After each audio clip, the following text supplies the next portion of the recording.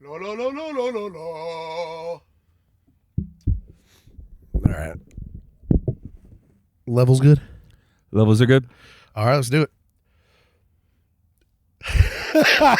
Damn it.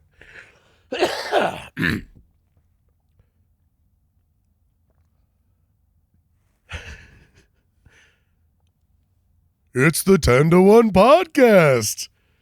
I can't even. Okay, how's it go? It's the 10 to 1 podcast. I'm your host, Ben Conowitz. Yeah. And featuring Nate Laux. And not Brad Oman. Yeah. Because he goes, starring, or is it starring? No. Yeah, and here's your host, Brad Oman. No, I think he goes featuring Ben Conowitz and Nate Laux. But here's the podcast. Does he say starring Ben or starring Brad Oman, featuring Ben Conowitz and Nate Laux? I think he acts like he's Daryl Hammond, so he says, "And here's your host, Brad Oman." Wait, Brad's the host? Isn't that what he? I really should pay attention when he does those things.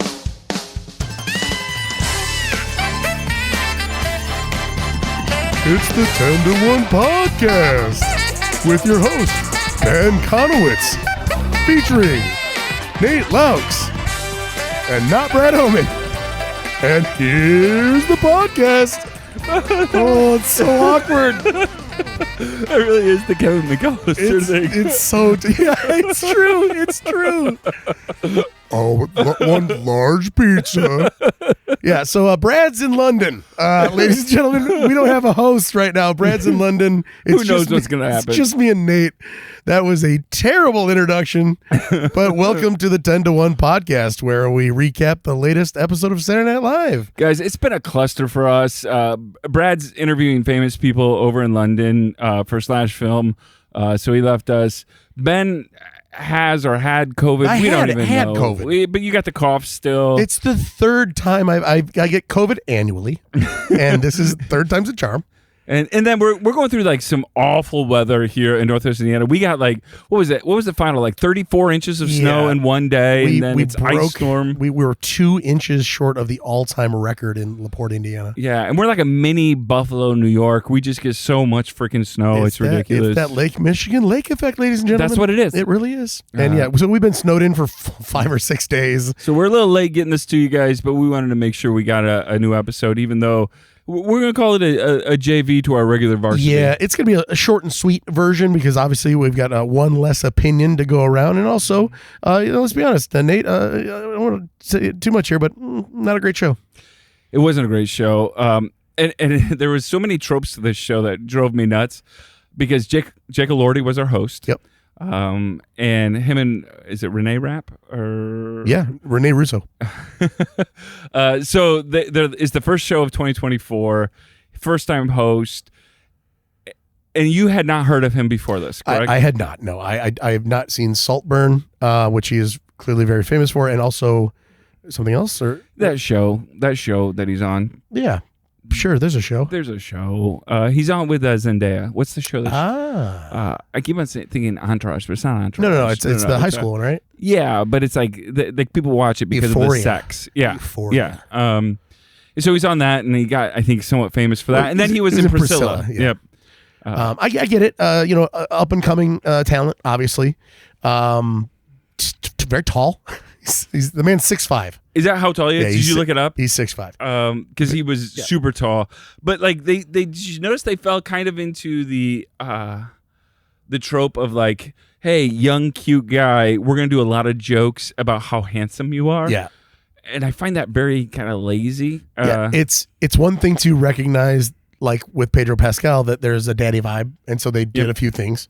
But to only kind of lean into that, the daddy vibe for him, for Pedro, is a part of the meme thing for him, right? But again, it's something that you can say about him. Yep. You know, much like you're young and attractive, so we're going to do that thing.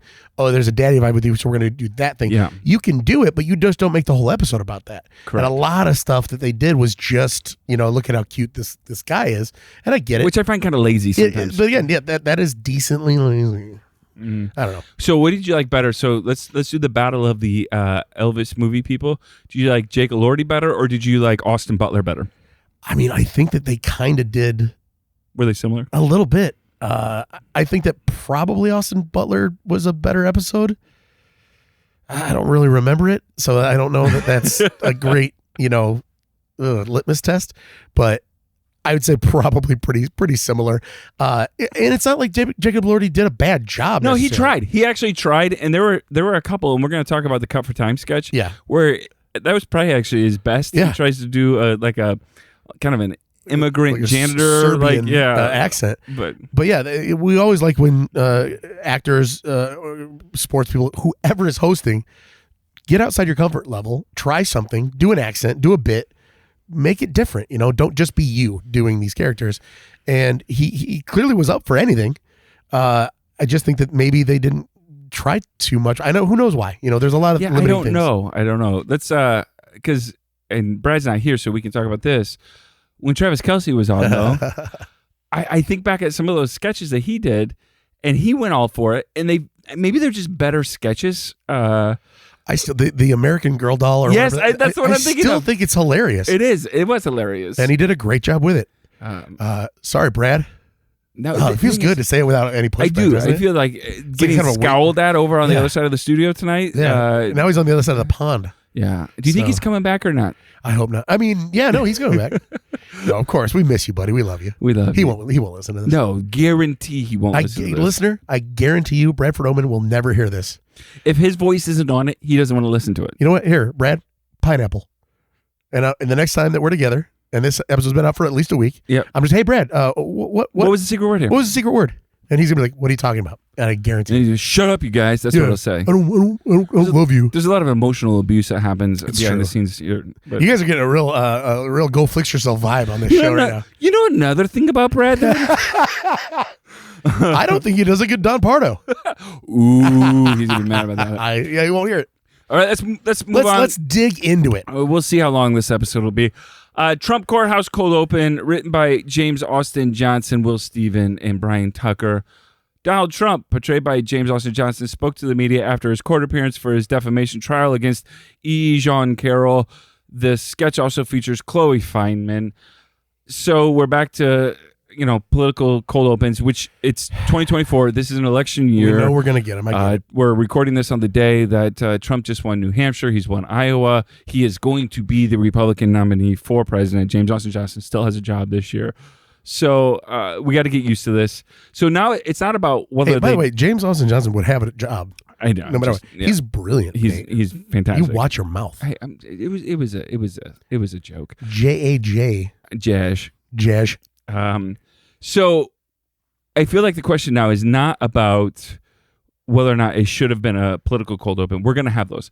It's the quality of political cold open, whether or not they did something clever with it. Did they just take a scene and redo? They didn't do anything clever with it. I'll give you that. No, they didn't. Because sometimes what they do is they'll just take a scene that happened in real life, and we've talked about this before on the show, and it's ridiculous, but it was a ridiculous scene in real life, and they just essentially reenact it, and it's not that great. So I know that it's really hard because I don't want to get down the rabbit hole of like James Austin Johnson used to have the list that would appear to his right or his left or whatever, and he would like fit in a Mad Libs style words, and I thought it was brilliant. It was good. But then, of course, I would probably say, well, they've done that 4 times in a row, so come up with something new. So you're damned if you do, damned if you don't here for if you're an SNL writer in that way. But that's how comedy is. You cannot do the same stand-up sketches. It's the same dead horse. Yeah. I get it. You also, we've talked about this until we're blue in the face. When you truly do something different, like when they froze time and had him go and make fun of everybody that was behind him, that was good. That was clever, different. There's a well here that is not run dry, but for whatever reason, this was probably the most boring cold open I've seen in a while. I mean, I don't know that I laughed once. It just, there wasn't anything here. You're right. It becomes even more difficult then for the writers to find the angle that is creative and humorous. Because, I'm sorry, but James Austin Johnson does an incredible Trump. We all know this. Him just talking like Donald Trump isn't funny. And it is incredible. And it's sad that it's not, because it is so good. I love when he does Donald Trump does. He does such wonderful little nuances got it, to but his at this impression. point, I'm not. But we've seen it so many I'm times not now. paying Yep, for I'm an sorry. impression. I'm paying for an impression plus humor, and Yep. that, And now it's not even just humor. It's like what creative element, what satire do you want to do that is actually going to be good satire? Because it's hard to do that with Trump. And I also do wonder how much the limitations of the writers are with maybe somebody like Lauren, or that says like this is how we're doing it. This is how Cold Open go. There might be some oversight there that is not allowing them to be as wacky with it as they want to be, especially if they're looking at the numbers saying, well, no, this is the biggest numbers of the night are right here at the Open. But I would posit that you do something crazy with it, and those numbers are going to double because you're going to catch the comedy fans as well as the people that just start off watching the show to see what they did. And the sentiments we have about the Cold Open are shared amongst all of SNL fans. I've never run into anybody that disagrees with us. So you wonder then, why don't they just change that formula up? Clearly, there's this understanding that the Cold Open needs to be a political sketch, and for some reason they do it most every episode. But there are better sketches in almost every episode that you could put on there. And then I think it would attract more viewers because, that's a really funny sketch. I want to watch the rest of the episode. I imagine for some reason, if a writer of the show is actually listening to us and they all do. Oh, sure. And they would, Streeter Seidel is like, hey, these couple of jamokes, they have no idea what the parameters are. I would love for Nate and Ben to come and see how hard it is to do what we're doing. And we would love to come. With our, yes, I would, Streeter. Thank you for the invite. with the handcuffs that we are placed in. That's what I'm saying. And so I'm saying there has to be something because these are brilliant people. There's some of the most funny, creative writers around today. 100%. And so then there's some kind of parameter. I just don't get it. I don't get it. That allows them to have to stay in that lane. And I don't love it. They are hilarious. And I'm starting to not blame them. Because I fail to see how somebody was sitting around going, you know what? This is an all-time banger. This needs to lead the show. I mean, these are very funny people. They wouldn't say that, so I don't get it. All right, moving on. Monologue by Jacob Elordi, written by Mike DeCenzo and Jake Nordwin. For the first time, Australian actor Jake Elordi hosted an event discussing his movie Saltburn. Have you seen Saltburn or no? I have not. Yeah, I know Brad had. He loved it. Yeah. During the event, he took questions from various audience members, including writers Alex English and Rosebud Baker. I don't know if you know those were the writers that we're talking to. I did. I saw Colin Jost do stand-up, and he brought Alex English with him. Oh, nice. That's right. And cast members Sarah Sherman, Keenan Thompson, and Bowen Yang. So whenever a host goes to questions, it usually says something about the host, in my opinion. That they're worried about what they're going to do, and this creates an easy work into the episode. The question monologue is probably the easiest. Yes, and you're gonna let your cast do the heavy lifting there, right? And even like stage direction, right? Okay, Jacob, you're gonna look here. Yep. And you're gonna question answer, and then the cue card's gonna be here. It's a very scripted thing. It's super easy, right? And that's usually the case, unless it's like a Steve Martin, and they're so good with improv that you could just trust that whatever they're going to do is going to be really funny. Right. But that's not what this was. This is usually a safety kind of valve thing. Super cut and dry. Yep. The funniest thing about this for me was the improv that Sarah Sherman and Bowen Yang had with the applause. Yeah, that one got to me because I thought more than Sarah. It seemed like they were having fun, and anytime the cast has fun, I'm all in. So what did you think? Did you like this one? No, same thing. Again, we talk about the inside baseball with, we're not going to have a Bradometer tonight. No, we'll have one. I'll be right. Okay, fair enough. Yeah, you know what? That's hilarious. We'll do a Bradometer, and then we'll have to ask him later. Yep. We won't even, anyway. But no, like we do the Bradometer with Colin and Michael, it's fun to see any two characters having fun with each other, and clearly that was not scripted, and that was just such it shows more than anything that Bowen. We all know he's arrived. He is the star of the show, other than Keenan, probably. He's one of the top three. I think for sure. And so, just the confidence to be able to play around like that, you don't get that when you're a featured player. You definitely don't get that first couple of years. So, just watching that happen is awesome. I loved it. But yeah, that's a little wink to us. But other than that, all right. without that, Ugh. it's not a great. Little tough opening. It wasn't bad. There was just nothing there that got me laughing. It's also listen, if you're going to tee it up like that and have the question monologue happen, that's like hitting off a tee in T-ball. So it's pretty easy. It should have gone well. There was not really a lot to swing at there. So I don't know. Now, this next sketch, I'm a little sad that Brad's not here because I consider, and I imagine you do as well, Brad to be somewhat of a short king. Yeah, no, he's definitely a short king. Yeah, because he's not real tall. I mean, he's not short, but I mean, you're 6'4". I'm 6'5". 6'5". Yeah, I'm 6'1.5". Okay, Let's say. yeah. So, and yeah, I guess we're elitist because we're just taller than Brad. Yeah, Because I think Brad's like 5'9". on a good day. So yeah, a short king Brad is not here. So I would love to hear what he thinks about this, and maybe when he gets back, we can talk about it. All right, Crown Your Short King, written by Mike DeCenzo, Jake Norman, and Sarah O'Sullivan. The Bachelorette, played by Chloe Fineman, must decide between three short men, Bowen Yang, Molly Carney, and Marcelo Hernandez, and one tall man, Jacob Elordi. The host, portrayed by Mikey Day, oversees the decision-making process. Best thing about this one was Marcelo Hernandez, in my opinion. He has it when there's a charisma he has when he's on the camera that I am now such a big fan of him that he can do the little things that Keenan and Bowen do with their facial expressions that make me laugh. When I provided my name, I said it was Theodore. It's like that. Just the way he's delivering these things are great. Yep. So this is a good sketch. It's the terrible part about it is it's so one note, and the one note comes pretty early on, and Jacob Elordi still has to do nothing there other than, hey, he's the cute guy, and I'm gonna go with him instead. And I choose him. Oh, that's okay. Big laugh. Now where does the sketch go from? Yep. Nowhere. Escalate the thing. Nowhere. Right? There's Nothing no about escalation. I mean, they did try to do the he's really a bad person, right. And she's still like, nope, I'm with him. But that's the same one note over, and it's really hard to have everything rely on that one flip, and then where do you go from there? Yeah, I think I would have liked to have seen more Marcelo Hernandez in this one. I did enjoy when they were talking with the three bachelors, and that aspect of just being short could have been played up a lot longer maybe, and then the last thing is the payoff, and then you end the sketch. But because that is the high point of the sketch is that reveal, and it happens just in the middle instead of the end. So still, I did laugh. I thought that was decently clever. So Molly Carney was in this sketch, and the Twitter site, one of my favorite SNL Twitter sites, at the SNL Network. If you're on Twitter, you should follow them, or X or whatever.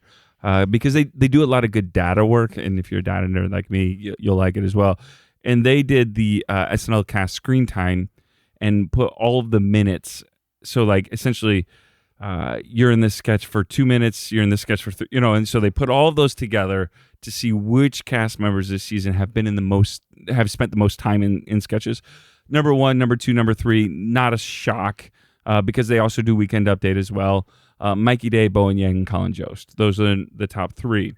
Now, the bottom 3 are not a surprise either. Punky Johnson is the third at 15 minutes, 33 seconds. Devin Walker at 15 minutes, 2 seconds. Then Molly Carney at 11 minutes and 8 seconds. I wonder what your opinion is, because I think you're a fan of Molly Carney like I am. Why do you think they've been in such limited amount of sketches? It's the same thing, right, as we talked about at the beginning of this year, where the 4 featured players are going to have to figure out where they fit in and how they fit in. And again, going even back further, the Melissa Villaseñor, Punky Johnson problem, Sebastian, oh my goodness, what's his last name? It's not Sebastian. It's Aristotle. Aristotle Atari. Yeah. Is it Aristotle Atari? No. Yeah. I think man, I feel so bad right now. Brad would correct me. Because Brad, listeners might not know this. Brad has a freakish memory where Brad remembers everything, and I remember nothing. Kind of because it's his job. Yeah, so I get it. But I don't remember anything. Ask me some gutter and downspouts questions. I'll remember that. I know you will. Anyway, so no, it's the same. It's the same problem with Melissa Villaseñor and Punky Johnson last year and Aristotle. You've got to do something to be your own advocate. Back in the day when I read Live from New York, the uncensored autobiography of the show. Fantastic book. Yeah, if you haven't read that and you're a fan of the show, it's incredible. It's so good. Real interviews with real people. Let me say this. A great bathroom book as well. Yeah. Because you can pick it up and put it down and you're fine. It's just organized by interviews with the literal who's who. There was almost no one they didn't get. It's literally just reading interviews. Yep. And they're fascinating because people are just spilling the tea, really talking about behind the scenes. And they're being honest about their cast members and stuff like that. And so one of the recurring themes in that book, in those interviews, is if you want more time on the show, then you better write something fucking funny. You've got to write it and you've got to push it and you've got to be your own advocate. And so if Molly Carney isn't able to write for themselves, that's going to be tough. If they're waiting for other people to write and say, put me in something, and that did happen over the years to a lot of people. Now, some people like Chris Farley, who really didn't write for himself, but everybody wanted him in those sketches. Yeah, but those are rare, right? They wrote for him because they knew if Farley was going to be in Dana Carvey was the same thing. Yep. People always wanted Dana Carvey in their sketches, so they would just say, Dana, come be in this sketch. Yep. But if you're a guy maybe like Adam Sandler, who has to create characters and be the weird, wacky guy because nobody's writing a sketch for Adam Sandler. David Spade talks about figuring this out, and he was like 2 or 3 seasons into this before he figured out, like, wait a second, I don't have what some of these other characters have, right? I am not Mike Myers. I can't get into every sketch just because, or Dana Carvey or somebody like that.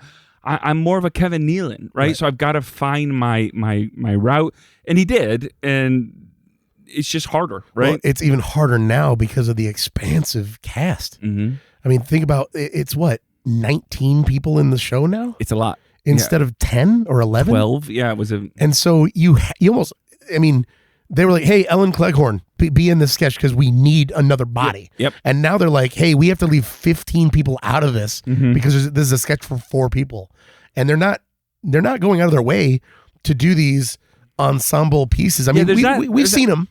But they haven't done that route of like, hey, here's another one where we're going to put every single character or every single cast member in the show so that everybody gets a slice of the pie. So Molly probably would the advice would be, you've got to write for yourself so that you can produce good content and be your own advocate. But I'm sure they're doing that. Mm-hmm. It's just maybe everybody else is doing it more or better. I hope they find their way here because I am such a big fan of Molly Carney's. We waited, and Devin Walker's. So we waited a little bit for Punky, and I gotta say, like, the stuff that Punky's been doing this year has been really fun. It's better than anything she's done in the past. She's still not getting a ton of screen time, but what she's getting is good. Right. And you're seeing her for Punky specifically. You're seeing the stuff that she's doing feature her more. Yeah.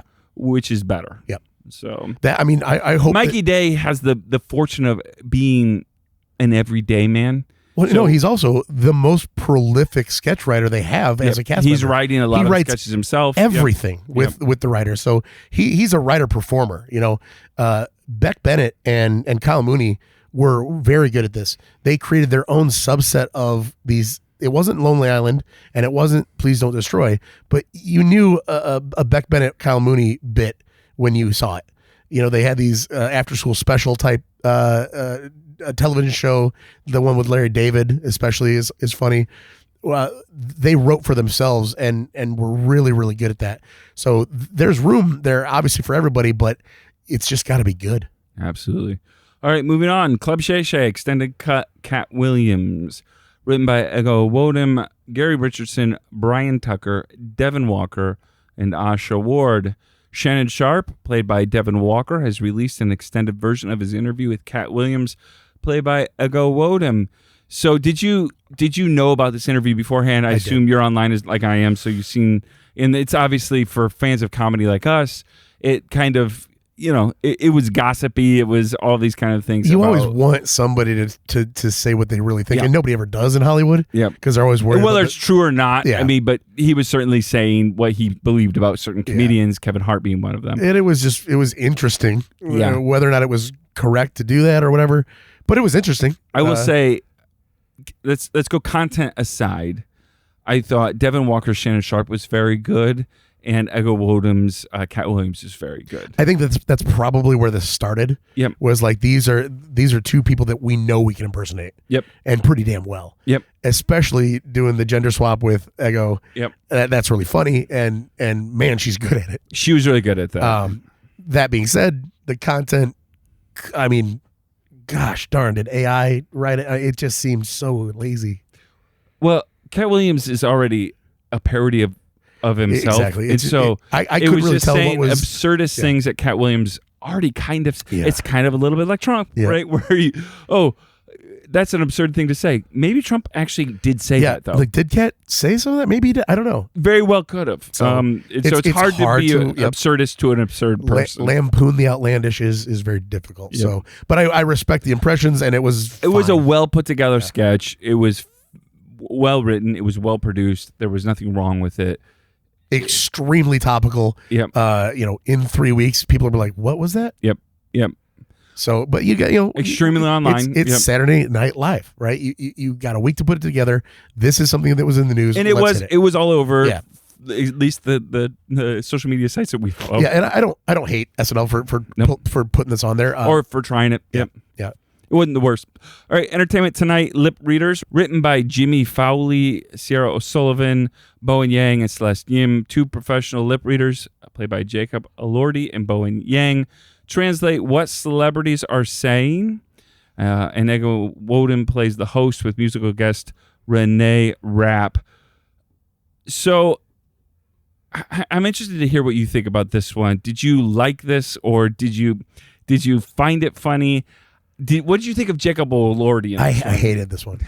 I hated it so much, and the only reason I hated it is because I am not a comedy writer. I don't write comedy. I'm not good enough to be anywhere near these people. But even I think that I could have done more with what the interpreters were saying that the people were saying, like.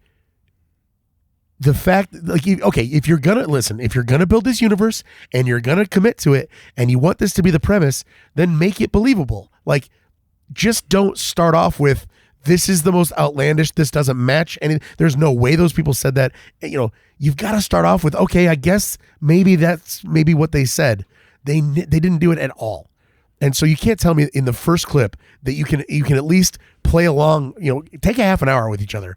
And come up with some outlandish stuff, but it looks like it actually matches what those people were saying. That's exactly what I thought. I thought they should have brought in the guys that do bad lip reading and kind of had them help them with this sketch. Just give me a baseline to start with, and then been exaggerate. Absurd in the things that they're saying immediately, but try to match. And you're going, what did they really say that? Yeah. They didn't, but it certainly looks like it. And it doesn't need to be anything more than like the first one or two. Where things just, and again, give yourself somewhere to go with the escalation. Yeah. But if you start with the most outlandish, unbelievable premise, I'm already out. It made no, and then you're just, again, because you start at an 11 with it being absurd, and then what are they going to do? Well, it's the same thing in this clip. Well, it's the same thing in this clip. There's nothing. I just didn't feel like Jacob Elordi was doing anything in this. No. He wasn't helping himself. No. There was no escalation in his bit either, and so this is just terrible. Wasn't a good one. No. All right, moving on. Bowling, written by Dan Bulla, Stephen Castillo, who is back now on the show. He had left for a little while. By the way, I love him. Do you? I love him. I follow him on Twitter, and I have even before I knew he was on SNL. He's a big basketball fan. Okay, and so are you? Just for other listeners to know. And so he did this thing. I'll show you to later, but it's one of his more famous bits. It's him, Stephen, on in a video, and he's mad about a trade that like the Warriors did, and so he's doing all of like the fun dance moves that are in like maybe one of those video games or whatever, and like the Dougie and all this other stuff, and he's like cry upset that and then we traded him for this, but he's doing the dance, and I'm like, this is hilarious, and then he ends with ripping off his pants and he's got his dick tucked. and he walks away bare butt. And I was just, comedy is what's unexpected. A lot of escalation there. Oh my God, it was perfect. So I followed him from that moment, and then I found out later that he wrote for SNL. All right. Steven, if you're listening, you're freaking hilarious, buddy. Welcome back to the show as well. Martin Hurley, John Higgins, and Ben Marshall also helped write this. A couple played by Jacob Elordi and Heidi Gardner go bowling and then watch various animations. The video also features Andrew Smukes, Punky Johnson, James Austin Johnson, Ego Woden, Marcelo Hernandez, Chloe Trost, Mikey Day, Keenan Thompson, Sarah Sherman, Chloe Feynman, Molly Carney, Michael Longfellow, Bowen Yang, and Devin Walker as the bowling pins. Is that everyone? I was saying, so just like we were just saying, well, they don't really do a lot of sketches. No, that was everyone. This had everybody. So what I loved about this one is after the sketch, you can see all of them in front of the green screen having fun. So that was fun. This was something they pulled off live, right? And they had a lot of moving parts in this. This started better than it ended, in my opinion. I liked the premise. I thought it was funny. These silly animations that they do in bowling Have you alleys. seen these online, though? No, I didn't. So there's a subset. Again, this could be one of two things. Either like-minded thought, like you're a comedian and you think, oh, wouldn't it be really funny if these bowling animations were outlandish? But then there's the other part of me that thinks, well, these writers, I mean, just like me, they're online all the time. And there are these ridiculous TikToks that have been going around where it's like the 7-10 split is the Twin Towers and the bowling ball is a plane. And so like they get really, and like there's Holocaust jokes and I mean, they're really, really bad ones. Now, obviously SNL is not going to do anything like that. So if this is a kind of take on that, it's like, oh, you know how they're doing these really wacky animations online? We could do that too. Then I'm like, dang it. It seems very derivative though. It is. And it's disappointing because it's like, it almost feels like, well, is that what we're allowed to do? Can I just take something that I see online that's already comedy and then dumb it down for a broadcast audience? But again, I'm leaving the option open that maybe whoever wrote the writers of this had not seen those because maybe I'm in a really... I had not seen them and I'm pretty online. But maybe I'm just in a really dark corner of the internet. Yeah. I don't know what happened to your algorithm. Yeah. So that's I'm going to give them the benefit of the doubt and say, hopefully they just thought, man, I went bowling and the animations were kind of weird and I ran with it. Because if that's the case, then I give them all the grace in the world. Because it very well could be because the Please Don't Destroy guys were involved in this and they're weird. And so they like absurdist comedy. I really, so if that's the case, then this is great. Great. Yeah. Like I said, though, I thought it started better than it ended. I thought it could have been slightly shorter. Yeah. But it was good, though. They also wanted to include so many people. Yep, that's what I'm saying. And if you're going to commit to such a big set piece, then I get what you're doing. So it was also I get to be Brad for a second. You want to hear one of my nitpicks? Yeah, no, I'm gonna. So, if you're gonna have your Brad picks, my Brad picks. If you're gonna have a bowling ball, just don't get the plastic Fisher Price one that makes the noise of clanking on the lane. Like, invest in something a little heavier. Make it sound like it's because I will admit it was a little weird hearing Heidi Gardner. She threw one time and it bounced, and you could see her kind of laugh when it happened. And I'm like, yeah, it's a nitpick. It's a Brad pick. All right, moving on. Alaska Airlines, written by Mike DeCenzo, Colin Jost, Jake Norman, and Will Steven. A parody of the recent airline incident in Alaska where a boy's shirt was ripped off. Features Alaska Airlines employees, played by Jake Elordi, Keenan Thompson, and Heidi Gardner, sharing the company's new slogan after a cabin door broke off mid-flight. I'm going to say I like this. It is very, it is contemporary. It is very about what's happening in the news. But I thought it was fairly clever. They certainly have done this kind of thing before. Also, that no one was hurt in the actual incident. Yep. So this isn't punching down. This isn't making light of a terrible. For all we know, no one really, other than like what a crazy story, and that's why I'm okay with this because of course these days Airlines, as they mentioned, has had a couple bad stories for them.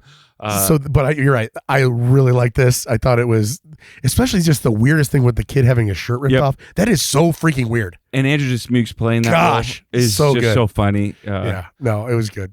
I really like this. And again, this isn't anything they have not done before where they do like a PSA of a company that has not done. I think they did one for WeWork. They did, these kind of things after they face a hard week or a hard month in PR. They'll do one. But again, though, it's a pre-tape, right? So so Jacob Elordi, gets multiple takes at it, and it's not like he needed to do much. He played a pilot, correct, in this? Yeah. Okay, so he really just didn't do a lot. Yeah, not a lot. All right, it's time for a Weekend Update with Colin Jost and Michael Che. In this segment here, we talk about the Bradometer. The Bradometer is about how much chemistry the two hosts, Colin Jost and Michael Che, have. Our co-host, Brad Oman, is not here tonight, so he can't actually tell us where the Bradometer is, but we can make a guess between the two of us and then check in with Brad afterwards. The Bradometer is a little bit hard to measure because it is a little bit about Michael Che and Colin Jost and a lot bit about Brad. No, and also, I from now on, I think we've mentioned this. I need to have him start writing it down first. Yeah, no, because we say 75, 80. He goes, more like 82. And if you know anything about Brad, he never wants us to be right about anything. He likes to put his thumb on the scale. Yes. So I need him to start putting a notebook paper down where I know what it is so that we get it right more often, because I think we would. So what did you think of this? Let's go with Bradometer levels. What did you think? 50? I mean, you didn't like this at all. I thought there's some good jokes here. No. Again, you and I have a different. I know. It has nothing to do with the jokes. I know. It has everything to do with the playful back and forth. Only, not the jokes. The jokes. But usually those are one and the same, where the jokes aren't hitting and they're not hitting as well. Sure. I thought the jokes were pretty good in this one. The jokes were fine. They did not. They just didn't interact. Yep. So agreed. That's why. So you're gonna go with 50. I'm gonna go with 55. Just because I want a $1 you. I like it. So you did like the jokes. The jokes are fun. Michael Che, he'll go down in history, other than Norm Macdonald, as trying to get a groan. Yep. More than trying to get a laugh. And this might be his last year. I don't know. He's going for it though. He's writing all the misogynistic crap that he wants. It. He just loves. He loves playing into it. He loves to play the villain. He does, and it's not who he really is. No, of course not. But he loves it. And the more groans he gets, you just see him coming alive. He's literally like lapping it up. Like, oh, your tears? Let me just get those in a soup bowl. Yep. Like, he just loves that. Even when Colin Jost does the joke, he still loves it. He's like, it makes him happy, which makes us happy. Yeah. All right, let's do a couple bits that they had. Weekend update bit. We don't have to. Senator Tim Scott on why he's endorsing Donald Trump. Senator Tim Scott, played by Devin Walker, stops by a Weekend Update to discuss why he's endorsing Donald Trump for president. Let me say this. Devin Walker does a pretty good Tim Scott. Do you think that this is the same thing with the Cat Williams things? Like, they just, hey, who can you do? Yeah. And he's like, well, that's great. So we need to somehow put this in the show because the impersonation is so good.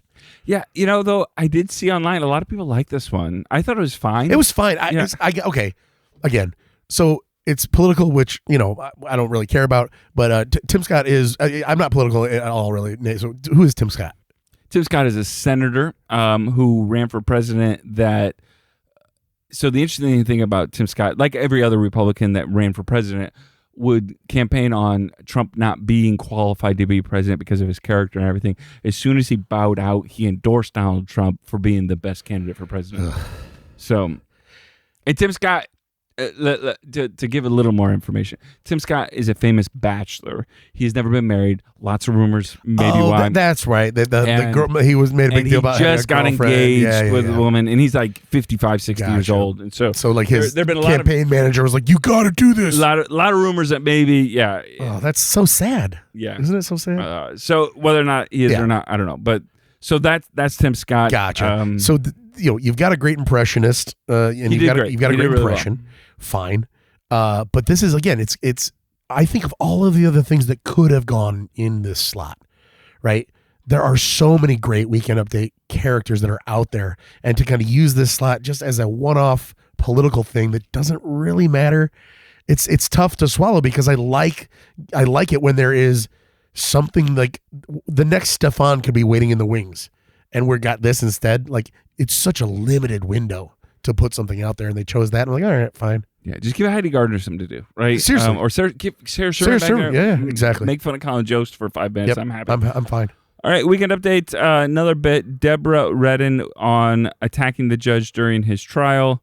Written by Vanessa Jackson, Punky Johnson, and Asha Ward.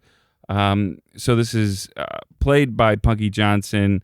They stopped by to discuss how they attacked the judge during their trial.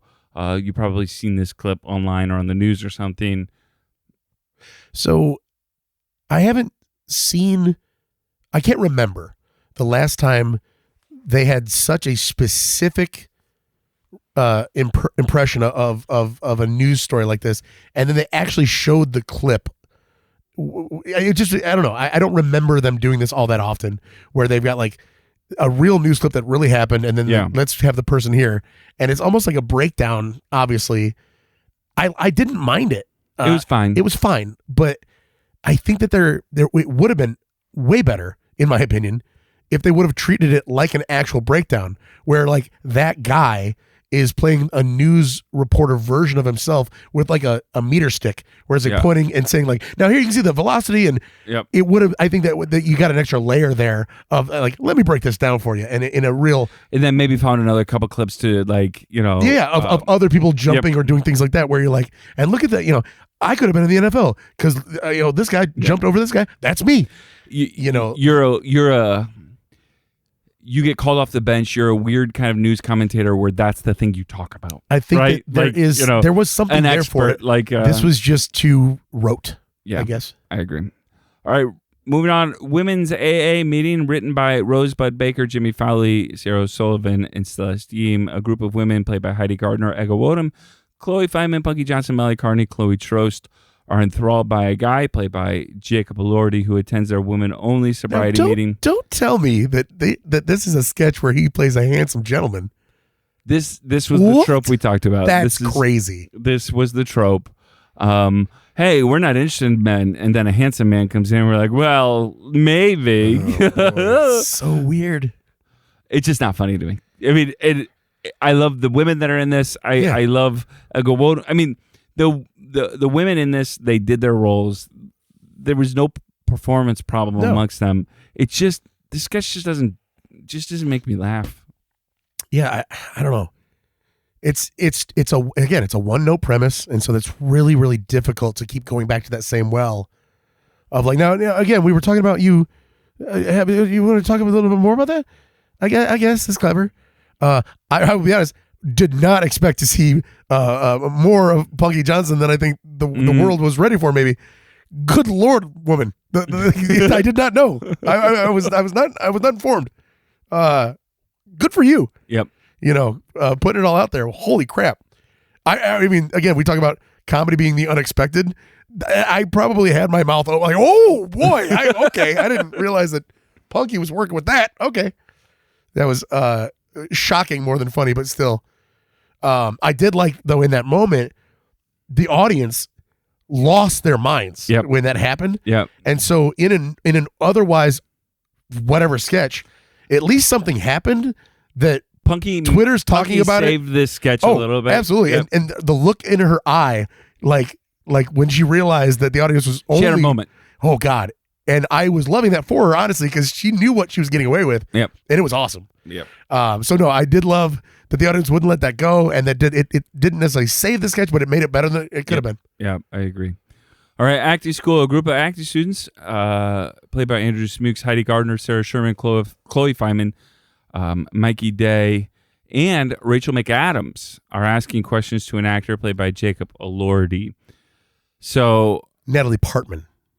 Rachel McAdams played Natalie Portman. That's such a dumb joke. Until I die, I will have a crush on Rachel McAdams. I love her so much. She's so lovely. She's just lovely. She is. And I would love to see her host. Oh, yeah. That actually brought up because she introduced Renee Rapp on one of the songs that she sang. And again, the SNL Network did this on their Twitter. They asked how many Mean Girls cast members have actually hosted or been on SNL, either as a cast member or a host. Can you think of some of the names that have been in Mean Girls? Either the new one or the musical or the movie that have either been an actor or like been a cast member or a host on SNL. There's some obvious ones. Let's just say some obvious one. Tina Fey and Tim Meadows. Well, sure. Right? And then Lindsay Lohan. Lindsay Lohan, yep. And Rachel McAdams. Rachel McAdams. Has she ever hosted? I don't know. I'm that's a guess. I don't. Brad? Oh yeah, he's not here. Yeah, Brad's just useless to us anymore. Like, it's like, Brad, tell us, has Rachel McAdams ever hosted? I don't think she has, but, I also have been wrong like 3 or 4 times before. But no, she has never hosted. She has only been a guest. I would love to see her. Yeah, host. why hasn't she hosted before? I mean, Gosling got it after The Notebook, so why not McAdams? I don't get it. All right.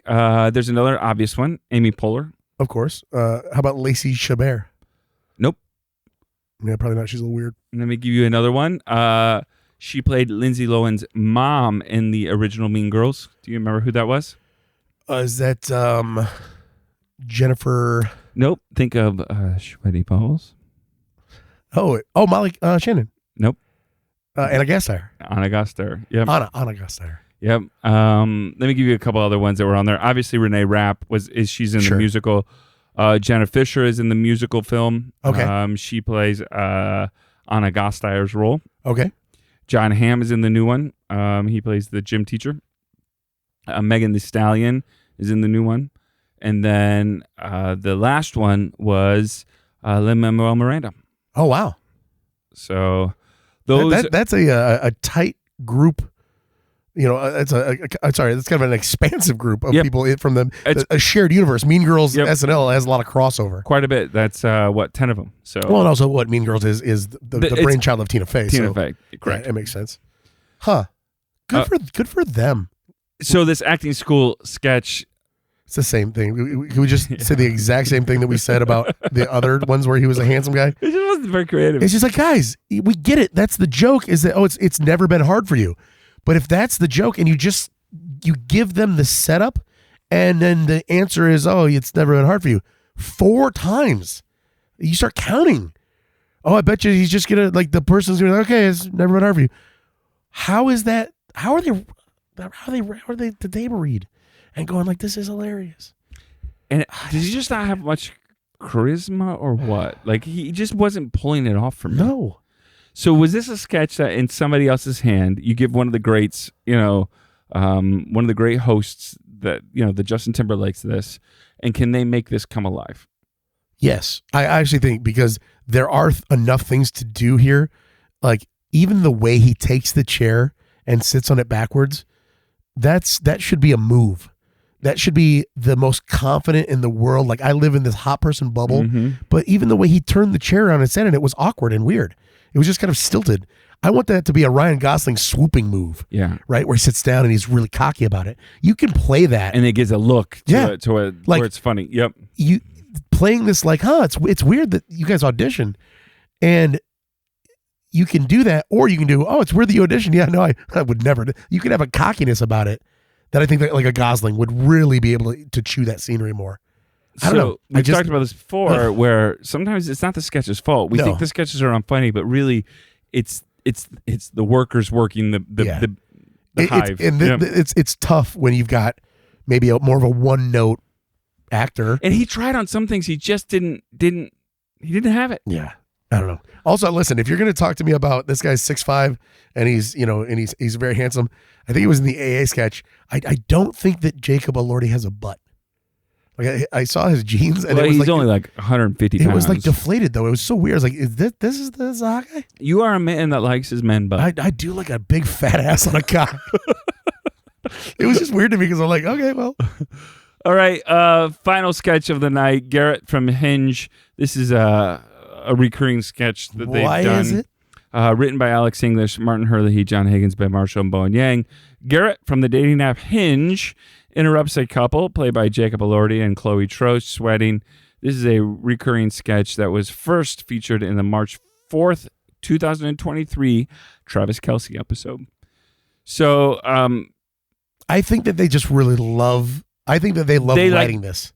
Do you think they just love Bowen playing this? I think that they get together, and it sounds like you'd get high, and you would just like, yep. And he's got the stupid haircut, and the Stewie Griffin tee, and the unearned confidence, and just go for it. Like, I think that that's probably what happens, is they just have a lot of fun writing it. Let me say this. This is a funnier sketch with a funnier host. Yes. again, you put a funny host in there, you put a Pedro Pascal in there, and what they do in the bathroom becomes even funnier, I think. Yep. And again, I say why, they do the sketch, but like, I think I'm wrong. I think that you're right. Thank you. Hey, say that again. You're right. I think that it's in a better host's hands, this sketch. And again, so you could see the writers writing this going, this could be really funny. And the first fucking time they did it was with Travis Kelce. And I know we give Brad a lot of shit, but Travis isn't that person either. No. So maybe hold it next time for Pedro Pascal. You got to but you don't know. You start writing it and you don't know. I would love to talk to some of these writers to say, and they wouldn't say it because they won't crap on the host. Of course not. But I wonder how many of them come in on a Tuesday and Wednesday and they're nervous and you're like, well, you hope they have it on Saturday, and some of them do. They just figure it out and they perform and they're fantastic, but they wouldn't have known it on Tuesday and Wednesday when they're writing the sketches. So you just write the sketches and you hope they get it, but some people just don't get it. They just can't do it. We're over here and what do we say? Like we tend to blame the writers. That's right. I used to, but now I'm not as much. Honestly. And I get it. It's because when we say, okay, this sketch written by da da da da, it puts in the forefront of my mind like, oh well, they're responsible for how the sketch went. When in reality, you're right. Holy shit, everything could have been hilarious at the table read. Because what if Jacob Elordi had to take a shit during that sketch and Mikey Day just filled in, and they read it? It was hilarious. Yeah, because Mikey Day can do some really great character work. Straight person kind Absolutely. of. Because Jacob Elordi was playing the straight person, right?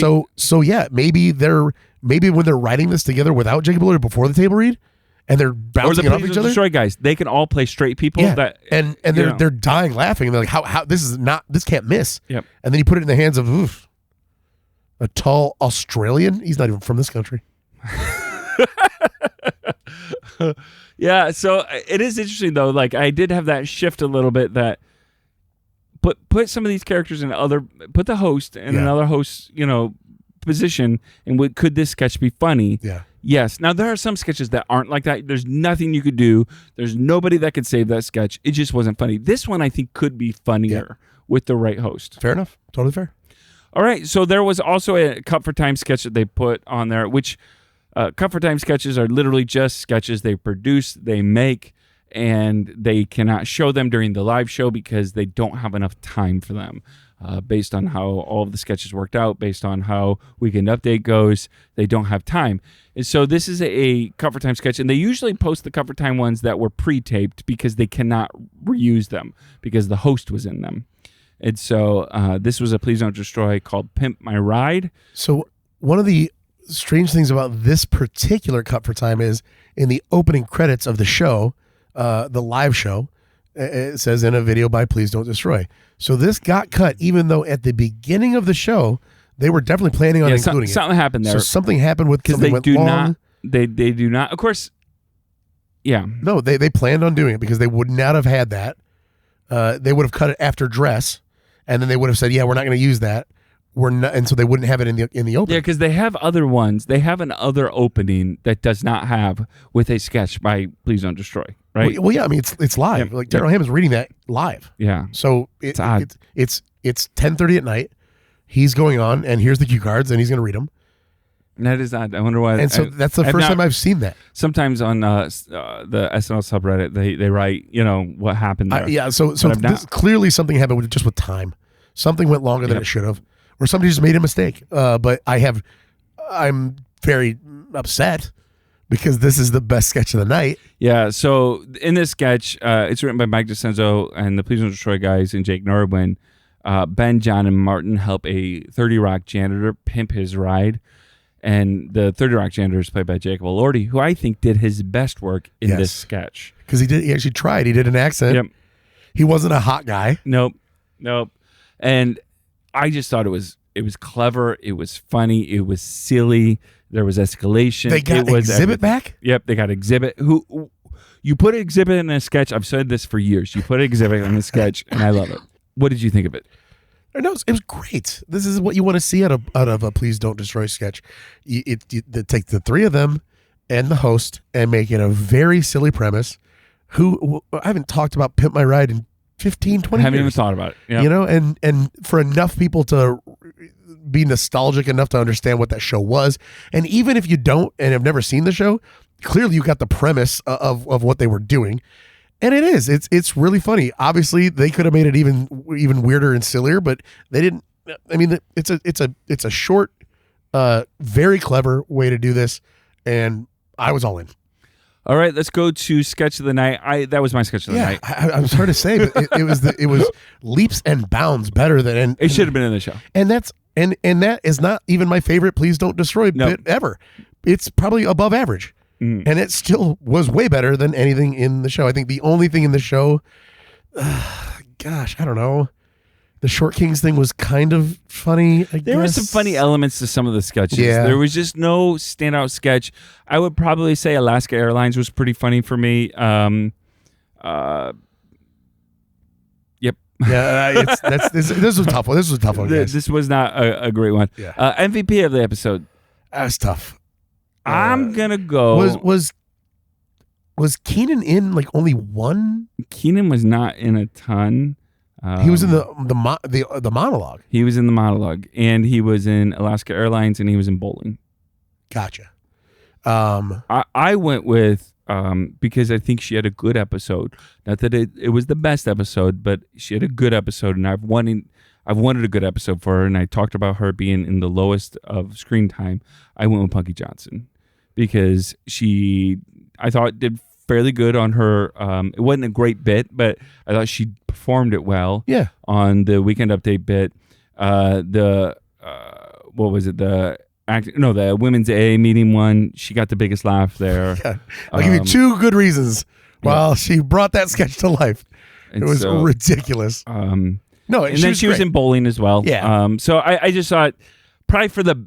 I would say the person that should feel the best at how that episode went was her. Yeah, honestly, that's a very. I will just allow you to convince me that Punky Johnson is that person, because honestly, there was just maybe Bowen because of the funny end of the monologue. There's some good things that he did, and he does good character work always. But Bowen's had better episodes. Yeah, he has. I thought Punky, this was one of her better episodes, even though it wasn't a good episode overall. She did some good things in this episode. No, she like you said, she should walk away from this episode going like, hey, I did my job. And I did it well. All right. So we'd love to hear from you. Put in the episode notes on Facebook, on our Facebook, or on our Twitter. We normally say, so how was the host? Yeah. But I think you know. Exactly. So but let us know if you liked one of the sketches or if you have an MVP. Maybe we're wrong. Yeah. We're just two guys. Sometimes three, but not tonight. Not tonight. So next week we have a new episode with Dakota Johnson and her and the musical guest Justin Timberlake. So Justin Timberlake's been gone from the scene for a long time. He had that affair, I think, and he was kind of laying low. I think that he does maybe a cameo or two in the show. I don't think he pulls. You can't upstage the host, right? Exactly. Or you should, or unless the host is adamant and says, "Hey, I want you to do this." I'm going to say this about Dakota Johnson. She probably doesn't. I think Dakota Johnson is beautiful. She's probably a fine actress.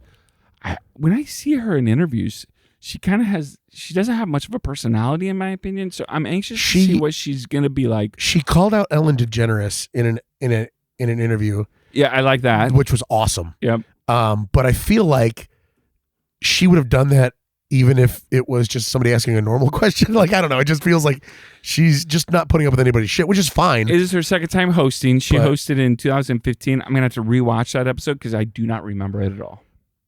It would be amazing if Dakota Johnson was like, hey, I'm really good friends with Jimmy Fallon. I would like you guys to come in and do something again, or the Lonely Island Boys. Just give me a little flavor from back, 2006 era, 2005 era. Oof. Give me some of that JT. I just miss when those were on and so fun. I mean, I downloaded the Lonely Islands albums, and I mean, it's a real nostalgia kick for me. When I saw he was going to be a musical guest, I got to admit, I got really excited. Just to even see him reprise anything that he's done. So, all right. So that's the episode for tonight. Again, Brad will be back on our next episode. We think if he does come back from, if he comes back at all, of the United Kingdom of England. Yeah, he's over there being a short king. Yeah, he is. Short King of England. And he's gonna come back, and he's gonna be like, so we've got another podcast called Go Fix Yourself, and if you've never listened to Go Fix Yourself is our podcast where Brad just brags about the people he's met. Oh God, it's so annoying. And so he's gonna meet a bunch of famous people, and he's meeting a ton of famous people over there. He's gonna interview them. The Argyle Junction. Yeah. And he saw the film. Junket. He told us what he liked, if he liked it, and I don't know if we could say it because it might be too early. So we're not going to say whether or not he liked it or not. But he did see the film, so hopefully, but he's meeting a who's who. Humble Brad. Meeting a humble. That time I met this person. What is wrong? I will literally say, I saw a commercial the other day, and Henry Cavill was in it. Oh, I met him. That's not the question, Brad. That's not what I said. Anyway. Yeah, I mean, I'm not mad at him. I'm a little mad at him. All right, but again, follow us on Twitter. Follow us on Facebook as well on the 10 to 1 podcast. You can go to the 10to1.com and find all that information there. Please help us by commenting, sharing these episodes, giving us ratings on wherever you get your podcasts. Probably a great episode to comment things in the Facebook page like, I can't believe you said that. I can't wait to see what Brad says when he listens to the episode. Or let us know in the comments what you think the pedometer was. Yeah. That would be another one. Yeah. So just, lie to him. Is what I'm saying. All right. Well, Ben and I are on different Sorry. All right. Hello. Welcome to Saturday Night Live. Come on. That's not Eeyore. All right. Hey, thanks for listening. Be good to yourself. Be good to others. Bye-bye.